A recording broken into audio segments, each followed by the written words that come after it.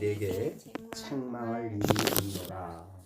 자칭 선지자라 하는 여자 이세벨을 내가 용납함이니 그가 내 종들을 가르쳐 꾀어 행음하게 하고 우상 제물을 먹게 하는도다. 또 내가 그에게 회개할 기회를 주었으되 자기의 음행을 회개하고자 하지 아니하는도다. 볼지어다 내가 그들을 침상에 던질 터이요 또 그와 더불어 간음하는 자들도 만일 그의 행위를 회개하지 아니하면 큰 환난 가운데에 던지고 또 내가 사망으로 그의 자녀를 죽이리니 모든 교회가 나는 사람의 뜻과 마음을 살피는 자인 줄 알지라. 내가 너희 각 사람의 행위대로 갚아주리라. 아멘. 네, 지난번에 두아디라 교회에서 우선 주님이 불꽃 같은 눈을 가지신 그분인데 칭찬하는 일이 먼저 있었습니다. 그래서 내가 내 사업과 사랑과 믿음과 섬김과 인내를 안다. 내 나중 행위가 처음 것보다 많다. 그래서 그들을 칭찬했습니다. 이제 오늘은 책망에 대한 얘기입니다. 그러나 내가 내게 책망할 일이 있노라 하면서 책망에 대한 이야기를 하시고 있습니다. 우리가 에베소서 말씀을 나눌 때도 책망하는 것마다 잘 받아들이면 빛으로 다시 회복이 된다. 그런 말씀을 했는데 오늘 여기 두아디라 교회도 책망한다. 이제 앞에 에베소 교회나 또 버가모 교회도 책망할 일이 있을 때 예수님은 주저하지 않고 책망을 하십니다. 그래서 책망받을 때에 중요한 것은 그 책망을 잘 받아들이는 일이 굉장히 중요한데 이 두아디라 교회는 책망받은 사람들이 그걸 받아들이지 않았습니다. 그런데 내게 책망할 일이 있노라 라고 한 것은 예수님이 책망을 합니다. 그래서 자칭 선지라는 여자 이세벨 우리는 열왕기상에 나오는 유명한 아합의 부인이죠. 근데 이제 이세벨과 같은 역할을 이스라엘에게 역할을 했던 그러한 사람들이 두아디라 교회에 생겼다. 그런 말이 되겠습니다. 그때 이세벨이 나타난 뜻은 아니고 그래서 이 사람들은 자칭 선지자라 하는 여자 이세벨 여성도인데 자기는 선지자라 이렇게 말하면서 이제 교회의 종들을 가르쳐 꾀어 우상을 제물을 먹게 하고 우상에서 그 당시에 우상에 늘 음행이 같이 따랐으니까 그런 행동을 하게 했다는 거죠. 여기에서 이제 20절에 내가 책망할 것이 있다라고 하면서 책망을 하시고 있는 강력한 주님의 말씀. 근데 우리가 그 18절에 있는 대로 그 눈이 불꽃 같다. 그러니까 그들을 다 보신 거죠. 보신 주님께서 이제 자칭 선지라 하는 이세벨의 교회에서 이세벨의 역할을 했던 사람들입니다. 자, 교회의 가장 중요한 것은 성도들과 그리스도를 관계를 정상적으로 만드는 것이 교회입니다. 그래서 성도들이 말씀을 통해서 예수 그리스도와 교제하고 예배를 통해서 교제하고 그래서 주님과 교제하는 일이 중요한데 여기에 있는 자칭 선지자라는 사람들은 내가 선지자라 이렇게 하면서 다른 사람들을 꾀어서 이렇게 행음하고 우상 제물을 먹게 했다. 그건 뭐냐면 지난번에도 아까 말한 것처럼 두아디라 교회는 상업이 발달했다 그랬습니다. 그래서 상업 조합들이 많은데 거기서 이제 믿는 사람들이 오면은 그 당시에 상업 조합은 전부 다 우상이 있어요. 그 뭐 예를 들면 그 양털을 양모하는 사람은 양모에 우상이 있고 뭐 전부 다 자기들의 우상이 있기 때문에 우상 앞에 자동적으로 절을 하고 거기에서 우상을 섬기는 일을 했는데 이제 거기서 떠나야 되잖아요. 예수 믿으면. 그러면 불이익을 당하는 거예요. 이제. 그러니까 불이익을 당할 만한 어려운 상황에 빠지게 될 때에 이 거짓 선지자들이 나타난 겁니다. 야, 괜찮은 거야.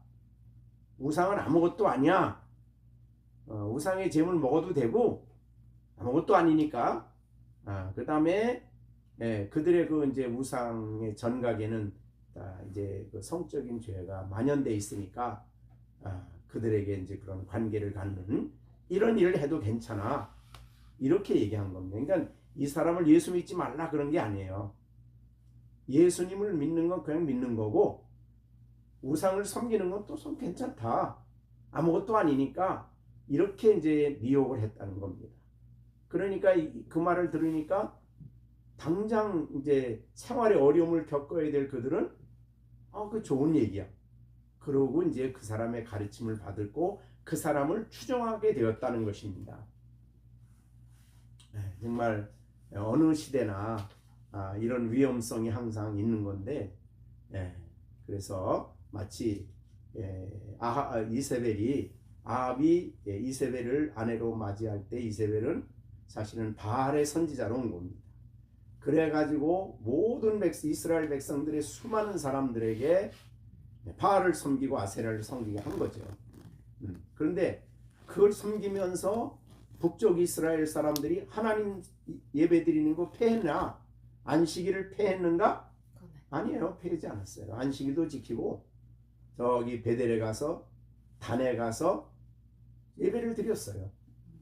그러면서도 바알을 섬긴 겁니다. 그래서 어느 정도 했냐면 이제 그 아합이 아람 나라와 전쟁이 시작이 됐어요. 전쟁이 시작이 됐는데 전쟁을 하는데 여호사밧 임금하고 같이 아합하고 사돈지간이니까 가서 같이 우리를 좀 도와달라 그랬어요. 그러니까 여호사밧은 굉장히 철저한 신앙인이거든. 그래서 아합에게 그런 얘기를 해요. 하나님의 선지자한테 일단 물어보자. 그랬을 때에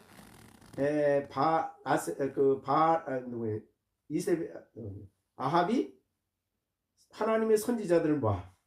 근데 얼마나 많냐면 열왕기상 22장 6절에 보면 400명을 모았어.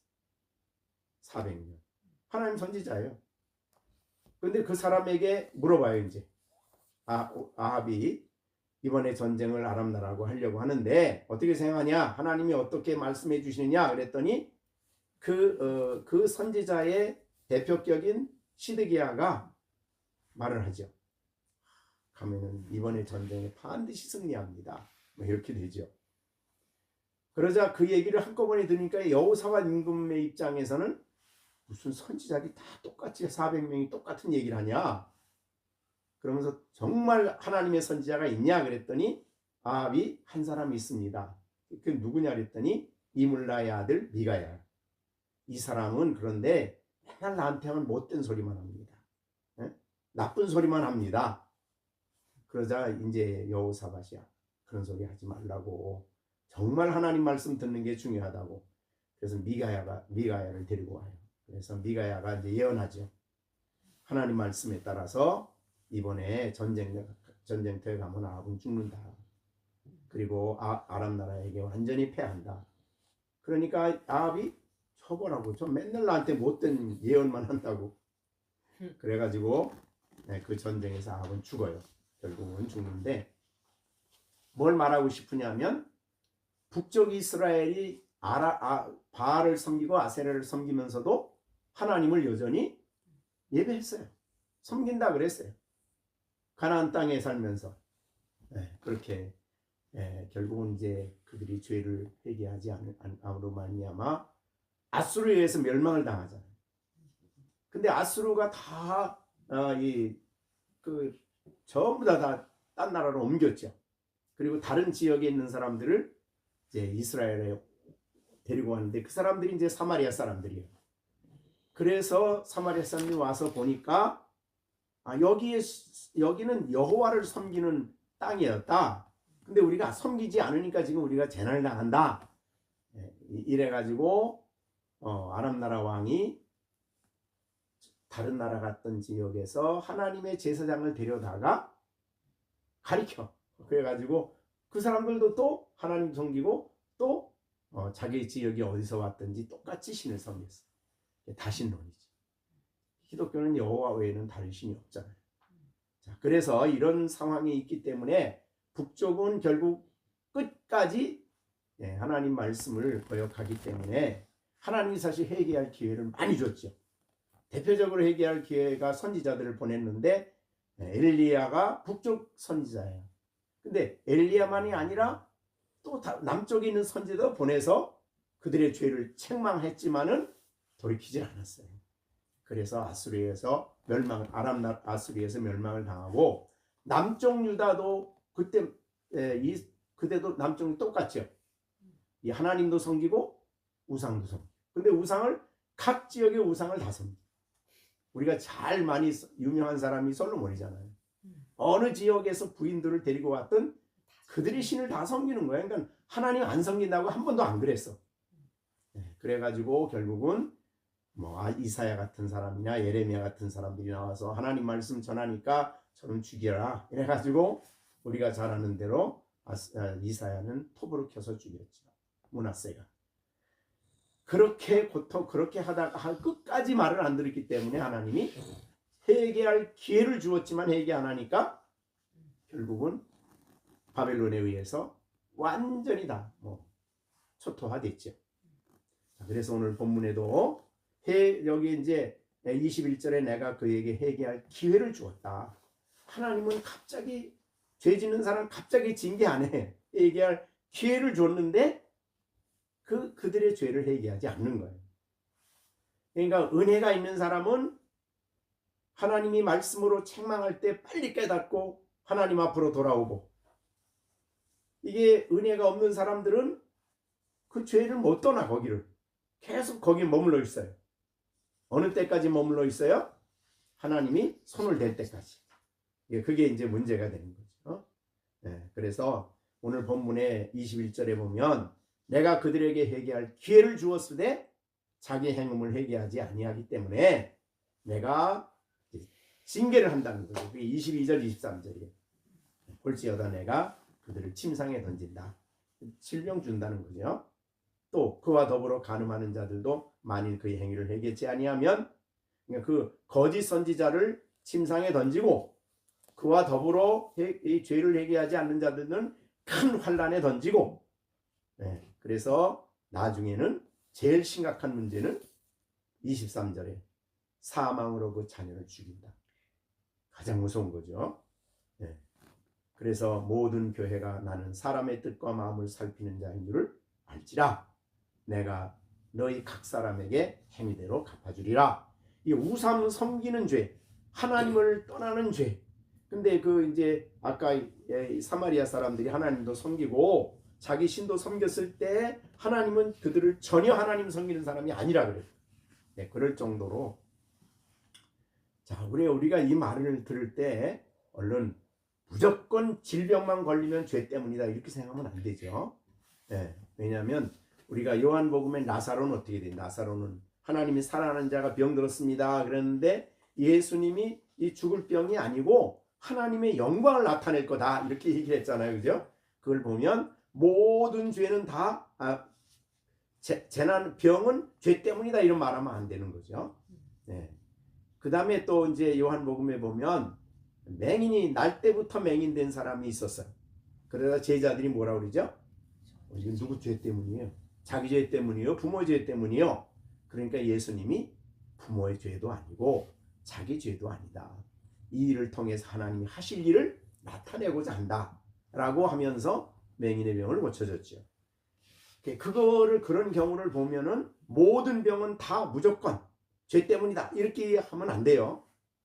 사실은 그 죄를 진정으로 말할 수 있는 분은 예수님 외에는 없어요. 그걸 사람이 이제 평가하기 시작하면 이제 그 사람이 문제가 되는 거예요. 같은 교회 안에서도 내가 기도해 보니까 너 죄 때문에 그래. 이런 식으로 하면 이제 큰 문제가 생기는 거죠. 그런 얘기는 하지 말아야 돼. 네. 근데 그렇게 자꾸 해. 어떤 일이 생기면 무슨 죄야 저거?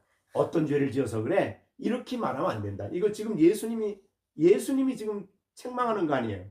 근데 예수님이나 하나님이 우리를 책망할 때에 우리의 마음을 모시고 책망할 때에 가장 먼저 책망하는 것은 성경이에요. 성경을 통해서. 그래서 우리의 죄를 성령을 통해서 깨닫게 하죠. 그게 1차적인 책망이고 또한 양심을 통해서 책망을 해요. 그런데 빨리 깨닫는 일은 빨리 깨닫고 회개하면 정말 좋은 거죠. 하나님 그걸 원하시니까. 그래서 회개할 기회를 줄 때 빨리 깨닫는 것이 은혜예요. 그거를 안 깨닫고 계속 얻어맞으면서도 그 길로 가면 계속 얻어맞으면 정말 이제 심각한 자리에까지 하나님이 하신다. 잠언 1장 23절에 보면 그런 말이 있어요. 나의 책망을 듣고 돌이키라. 보라 내가 나의 영을 너희에게 부어주며 내 말을 너희에게 보인다. 그 뭐예요? 책망을 받고 돌이키면 성령을 부어주신다는 거죠. 그리고 그에게 어떤 길을 가야 바른 길인지를 말씀을 통해서 보여주신다. 이렇게 얘기하는 거예요. 그러니까 책망이 목적이 아니죠. 바르게 세워주기 위한 하나님의 책망이에요. 그 다음에 이제 잠언 28장 13절에도 자기 죄를 숨기는 자는 형통하지 않아. 책망을 받으면서도 숨기고 혼자 몰래 그 일을 하고 있어. 죄를 자복하고 버리는 자는 불쌍히 여김을 받는다. 이렇게 됐어요. 그러니까 문제는 아간같이 끝까지 그거를 숨기는 게 문제예요. 그러니까 우리가 하나님의 책망은 우리를 사랑하셔서 하는 것이기 때문에 빨리 깨닫는데 의도맞을 자는 끝까지 안 하죠. 그건 정말 의도맞을 자예요. 그러니까 우리가 하나님이 그러니까 우리를 가장 잘 사랑하셔서 가장 1차적으로 우리를 책망하시는 게 사실은 성경입니다. 그리고 내가 섬기는 교회의 강단에서 선포되는 말씀이에요. 근데 이제 요새는 그 말씀이 제대로 선포가 안 돼서 정말 이제 심각한 문제지요. 그래서 우리가 이 시대에 가장 좀 심각한 문제 중에 하나는 하나님께서 이 땅에 그 기근이 왔다 그랬는데 그 기근은 무슨 기근이냐면 먹지 못하는 것 때문에 기근이 아니야. 하나님 말씀을 듣지 못하는 기근이에요. 굉장히 심각한 기근이죠. 그래서 그런 면에서 볼 때에 우리 신앙인들은 하나님 말씀을 잘 들으면 깨닫는 대로 우리를 살펴야 되죠. 그러니까 오늘 말씀도 이걸 보고 이게 두아디라 교회가 이 모양이냐 이러지 말고 사실은 이건 오늘날 이 시대를 보여주는 거죠. 오늘날 교회가 정말 하나님을 올바로 섬기는 그런 교회도 있지만 사실은 우상이죠. 우상. 마음의 우상. 마음의 우상을 섬기는 그건 자기중심이죠. 이기적이에요. 그래서 우리가 마태복음에서도 하나님과 재물은 교만을 섬길 수 없다 그랬는데 기복신앙에 빠져버리거나 그럼 자기중심이죠. 특히 아까 말한 대로 신비주의의 특징은 자기가 하나님 체험하고 성령 말씀 듣는다 그랬는데 알고 보면 그게 인본주의예요. 신본주의하고 인본주의는 통합니다. 왜? 자기가 처음에는 은혜 받는 것 같고 성령의 지도를 받는 것 같지만은 나중에 보면은 이게 이제 점점 가면은 내 마음의 생각이 성령이 생각났다면 그거는 성령이 생각은 누구예요? 하나님 말씀 아니에요. 알고 보면 그렇게 되면 나중에 자기 마음속에 일어나는 모든 생각은 다 누구께 돼요? 하나님의 뜻이 됩니다. 그럼 완전히 철저하게 자기가 하나님 되는 거예요. 그게 모든 이단이 가는 길입니다. 이방인들이 잘못된 신앙이 가는 길이에요. 그렇기 때문에 우리가 신비주의의 위험성은 바로 그거다. 하나님이 내게 말한다고 말하면 성령이 말한다고 말하면서도 그거는 그때는 그래도 신령할 때는 좀 올바를 땐 그럴 수 있는데 좀 지나고 나면 다음서부터는 자기의 속에서 일어나는 거 다 이건 하나님 뜻인데 왜 말 안 들어? 하나님 뜻인데 왜 이래? 이런 식으로 간단 말이죠. 신비주의가. 그래서 언제나 신학적으로는 신비주의는 인본주의다. 그래서 신비주의에 빠진 사람, 신학 목회자나 신비주의에 빠진 교인들은 나중에 가다 보면 다 자기 중심이에요. 인간 중심이지. 하나님 중심이라고 그러면서도 인간 중심이에요. 그렇게 되면 나중에는 예배를 드려도 나 위해서, 그 다음에 뭐 헌금을 해도 나 위해서, 모든 게 나야. 기복신앙이니까. 이런 것들은 우리가 굉장히 조심스럽다 이 말이죠. 그래서 철저하게 우리의 하나님의 성령은 그런 위험성이 있기 때문에 우리에게 부족함이 없도록 성경을 통해서 우리에게 말씀하시고 그 말씀의 원리에 비추어서 나의 주신 지성과 감성과 의지를 가지고 판단하고 결정하고 나가게 하셨어요. 근데 신비주의에 빠지면 나중엔 너 판단하지 말라 그래. 그래서 예수 선교에 가면 무슨 훈련하는지 알아요? 너 일주일 동안 기도하지도 말고 가만히 그냥 가만히 서서 묵상해서 하나님 무슨 소리 하는가 들어. 이게 훈련이야. 그리고 이제 자기 마음속에 무슨 생각이 나면 그 하나님 말씀이 한 거야. 이런 훈련을 하기 때문에 야, 나 하나님 체험했다 이래.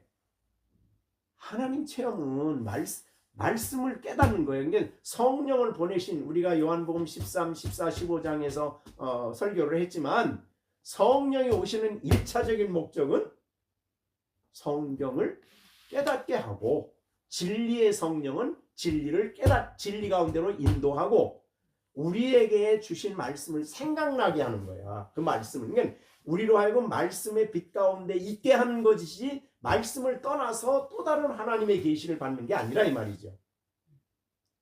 전부 다 나중에는 전부 다 자기 중심이 돼요. 교회 생활을 해도 자기 중심이에요. 그래서 오늘 우리에게 경고하신 말씀은 옛날이나 지금이나 이세벨은 옛날만 있는 게 아니에요. 지금도 얼마든지 교회에 있어. 오늘날도 얼마든지 있어. 왜 그런 말 하잖아. 야, 어떻게 이만희 같은 그런 사람 앞에 가서 그 수만 명이 모여서 그냥 손을 들고 그냥 무슨 하나님 대듯이 자기 하나님이라 그러니까 아니 한학자 그 옷 입은 그 모습을 보고 독생녀님 이러고 앉아있는 게 그게 그 사람 아무도 몰라서 그런 거 아니에요. 무식한 사람만 그러는 게 아니야. 학교 다 졸업한 사람, 대학 졸업한 사람 다 배운 사람들도 거기 다 가. 그게 왜 그러냐? 영적인 문제. 허경영도 마찬가지예요. 모르는 사람, 무식한 사람만 간다고 생각하면 안 돼요. 다 똑똑한 사람도 거기 한번 탁 빠지면은 못 벗어난다는 거죠. 이게 이제 악한 영이에요. 사탄의 영이지. 그래서 오늘 우리는 하나님이 우리를 책망할 때에 항상 말씀 안에서 그리고 그 말씀의 빛 가운데서 우리를 비춰보고 옳고 그름을 그 말씀의 기준에 의해서 판단하고 평가하는 일은 내 영역이야. 이거는 하나님이 우리에게 주신 인격이에요. 거룩한 인격. 그러니까 신비주의의 특징은 인격을 무시해. 네가 뭘 하냐 하기는 아무것도 모르면서. 그러면 안 돼. 우리가 하나님의 뜻을 아는 데는 지난번에도 말씀했지만은 하나님의 뜻을 아는 데는 우리는 무식할 수밖에 없어. 왜? 어떻게 하나님의 기쁜 뜻을 우리가 다 아냐고. 그래서 하나님이 자기 마음속에 있는 뜻을 우리가 필요한 만큼 성경에다 기록해서 성경을 통해서 우리에게 열어 보여주시는 거야. 그래서 거기서 하나님 뜻을 발견해야 돼. 가만히 멍하니 있다가 무슨 신비로운 음성을 듣는다고 그러면서 이게 하나님 뜻이다. 그러다 그 귀신이 그게 악령이 들어가는 거예요. 그때. 그러니까 우리가 하나님은 정말 철저하게 성경의 기초 위에 우리의 신앙을 세우신다. 이것이 이제 성경의 말씀이다. 그래서 오늘 우리는 책망받을 거 없다고 생각하면 안 돼. 우리는. 그죠? 죄인이니까. 그 중요한 것은 책망했을 때 말씀의 빛 가운데 내가 잘못된 것이 깨달아졌을 때 뭐 하는 게 중요하냐면 회개하는 게 중요해. 회개는 뭐예요? 그 자리에서 떠나는 거죠. 떠나고 바른 길로 가는 거죠. 책망 들었을 때. 그랬을 때 우리가 하나님의 말씀을 따라서 바른 길로 걸어갈 수 있게 되는데 여기에 나오는 이게 너무 막 알고 보면 참 이 남을 멸망으로 인도하는 이 거짓 선지자들에게 하나님 받을 벌은 사실 무서운 거죠. 자기 혼자만 가는 게 아니야. 거기는 수많은 사람들을 그걸로 이끌고 가니까 불행한 거죠. 사실. 어떻든 오늘 책망할 것이 있을 때에 회개할 기회를 주시는 것. 이건 하나님이 우리 향하신 은혜다. 이때 빨리 깨닫는 게 제일 중요하고 빨리 돌이켜서 그러면 아까 잠언에서 1장 24절에 말한 대로 돌이키면 내가 성령 주시고 바른 말씀을 내게 보인다 내가. 그럼 그 말씀을 깨닫고 날마다 하나님이 우리에게 주시는 말씀을 마음에 간직하고 살아가는 일이 굉장히 중요하다. 사실은 경건의 시간을 벌 때 내가 경건의 시간 해야지 그런 의무감에 사는 게 아니라 오늘 내게 주님이 말씀을 주신다는데 들어야지. 그래서 경건의 시간을 사실은 알고 보면 요새 정말 그 마태복음 상상설교하면서 얼마나 필요한 말씀들을 주셔요. 생생하게 주잖아요. 기도합시다. 하나님 아버지 감사합니다. 오늘도 저희들을 그리스도 안에 있게 하시고 오늘도 아버지 하나님 이 교회를 통해서 우리에게 주시는 두아디라 교회를 통해서 우리에게 교훈하시는 말씀을 듣게 하심을 감사드립니다. 하나님은 우리에게 너무나 인내하시며 우리가 잘못됐을 때 죄를 깨닫게 하시되 성경을 통해서 말씀을 통해서 성령으로 우리의 잘못을 이해시키고 깨닫게 하시고 바른 길로 갈 수 있도록 인도하실 뿐만 아니라 회개할 기회를 충분히 주시는 사랑의 주님이신 줄로 믿습니다.